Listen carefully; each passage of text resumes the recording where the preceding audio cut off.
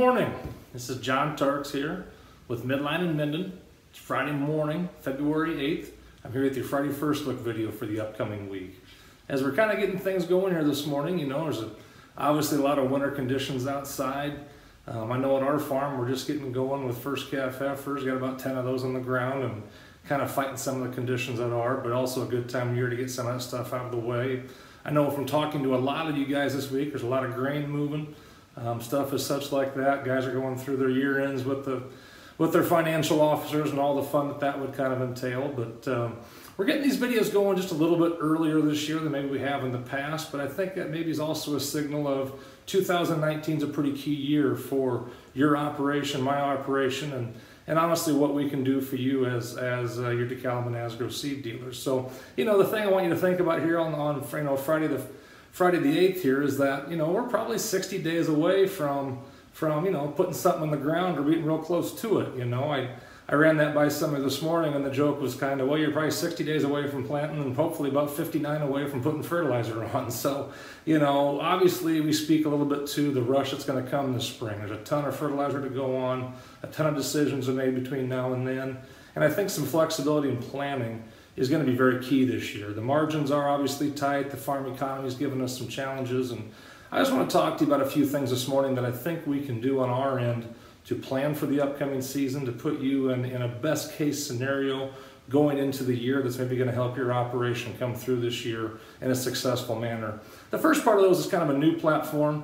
I've always felt like we've been on maybe, you know, a little trend setting what we do business-wise with things like Plots Plus and things like scouting and things that hopefully set our dealership apart. And not that what I'm going to suggest probably sets us apart, but I really think it would behoove us to sit down one-on-one. I'm really challenging all of our customers to get in here. Let's spend 2 or 3 hours. Let's pull out that seed order. Let's take a look at your climate account. And let's really make sure that we're matching up hybrids to precisely where they belong. Let's do all the record updating we need to do. Let's get all your harvest data off of your monitors, get it into your climate account, and let's just make sure that the action plan that you have for this coming spring is really locked in, is really tight. We just can't afford to have that farm, or maybe we could have had a 5-star hybrid on there and then put something that's a little bit less on there. We need to make sure that your best possible option for each individual farm is what we're placing on it. And I know a lot of you already do a very good job at that, but I think putting our heads together, my knowledge of the product, your knowledge of the farm, and just taking a couple hours over these next 60 days to be intentional about a one-on-one plan is something that's going to bring some benefit to your operation for the year. So, you know, with the farm economy, we've talked about that. And, you know, both our operation as, you know, on the farmer side, your side on the farmer side, as well as us being dealers is super competitive. There's tons of seed dealers out there. I need to look at our business and evaluate what are we doing that continues to make us competitive. How do we stand out in a tough marketplace? It's the same way for you guys. Even in a tough farm economy, it's pretty rare that you find a farm that's forgotten. Generally, every acre gets planted every year. If you're willing to let a farm go, the guy down the road's pretty willing to take it up. So we need to stay competitive as seed dealers. You need to stay competitive as farmers. And I think, how do you accomplish that in the middle of a tough economy? How do you accomplish that with everything that's going on and all the tough decisions that honestly we're all making going into this year? I think, you know, I really challenge you guys to think back, and I look back to the duration of our seed business and when it started back in 2001. We basically started this thing with the core business philosophy of this. If you're willing to do what the competition won't, you're generally always going to be pretty successful, and that's served us pretty well. We're always looking for little things that make us unique, that make our dealership different. We know you can buy DeKalb 47,000 different places. Why buy from Midline? Why work here? So that core philosophy of what are we doing that separates ourselves? And I would challenge you guys to think that way in your operation. What are you doing that your neighbor's not? What are you doing that's going to allow you to run a farm or maybe somebody else has to walk away from it? What's going to put you in position to buy that farm you wanted to buy for a number of years? What's going to keep money coming into your operation, keep your livelihood at a standard where it's at, to take care of your wife, your kids, your family, etc. So I really challenge you guys to think about that. And when I think about our operation, I think back to where it all started. I think back to the corn crib out at the farm. I think back to that first year in 2001 where, shoot, I think we had 10 customers, and a few of you guys watching this I know are some of our day one guys. We sold 375 bags of corn, about 800 bags of beans, and my dad wasn't even a 100% customer. I'm glad to say the last 17 years that's been a little different story.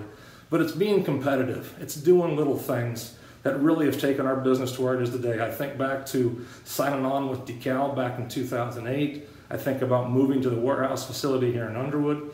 I think about getting a chance to work with Bill Darrington and his customers up around the Persia area when he retired from the seed business. And the same thing with the Orm family in Minden Grain. A lot of great people and a lot of great relationships and a lot of really shared success. Your operation, our operation, it's been a good setup. So many of you we've done business with for a long time. And those reflections, I think, kind of maybe lead you into thinking about how you're going to be competitive in 19, 20, 21, and 22 in the years coming forward. And something I kind of harken back some of my coaching experience over the years. I heard Lou Holtz once talk about, why are the top businesses from 10 years ago not the same ones today? And it's real simple. People's needs change. They don't stay static. When people's needs change, people find outlets to find people to satisfy those needs. And are you doing that for your operation? Are you doing that for your landlords? Are your seed suppliers, your input suppliers, are they taking care of that for you right now? I think you need to evaluate what it is that's going to keep you competitive and keep you as one of the top operations in the area. Climate, this whole pep talk kind of leads into climate. I'm telling you guys, there's some things coming down the pike that I think are going to be very key to your competitiveness. And climate is going to be the vehicle to how we do it. And I know there's a ton of, third-party things. Maybe the implement dealer's got something that looks similar to climate. There's co-ops out there with something that looks similar to climate. There's other seed suppliers that have things that look similar to climate. But from a cost standpoint to what you get, the risk-reward, if you will, the benefit statement with climate, nothing really touches it. And I'll tell you from the standpoint of working directly with your seed company, in our case Bayer, in our case DeKalb and Asgrow, climate speaks to those companies, speaks to your seed reps. And I would really want to influence you guys. I feel a real obligation as your seed dealer to really make you aware that I think over the course of time, the layers of information you can put into your climate account is going to become more rewarding for your operation. And that's about the gist of what I can say about that. But it really kind of leads me into this challenge over these next 60 days between now and planning. What do you have laying around in your yield monitors or your planter monitors? What soil information does your agronomist have for you? How many layers of information can we get into your climate account? Is it simply setting up your account? Is it just grabbing harvest data from last year? Is it writing scripts and making some plans for this year?